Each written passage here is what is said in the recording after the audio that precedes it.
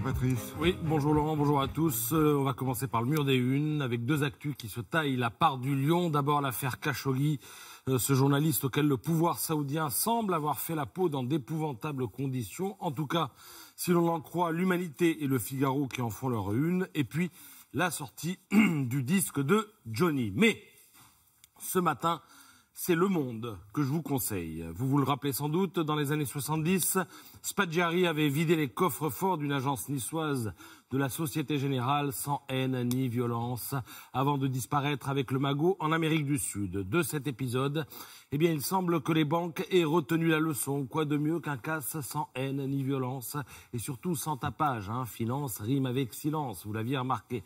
Le Monde parle d'un casse de 55 milliards d'euros en 15 ans. Dont les victimes sont les États européens, donc in fine le contribuable, vous et moi. Et évidemment, le système est complexe à souhait, donc il faut s'accrocher pour comprendre. Le Monde raconte qu'une bande de traders, de banques et d'avocats a exploité une faille de la loi. Le principe, on s'échange de gros volumes d'actions au moment précis où le dividende est versé aux actionnaires afin de brouiller l'identité des véritables bénéficiaires de ces actions. Ensuite, on réclame à l'État le remboursement des taxes sur les dividendes, comme peuvent le faire légalement certains investisseurs étrangers, grâce à des conventions fiscales favorables. Dans le cas qui nous occupe, eh bien, les dividendes n'avaient en réalité jamais été payés, et parfois, le même dividende a fait l'objet de 10 remboursements. Pour parvenir à ce résultat, il faut être rapide, évidemment, et toute l'astuce consiste à mettre au point des montages où les actions changent de main si vite d'un intervenant à l'autre, et surtout d'un pays à l'autre, qu'il est difficile, voire impossible de savoir à un instant T qui détient quoi et combien. Parce que quand les actions changent de main, il y a forcément un impôt, mais là, ça va tellement vite que l'impôt n'est payé qu'une seule fois avant d'être récupéré par tous ceux par qui les actions sont passées.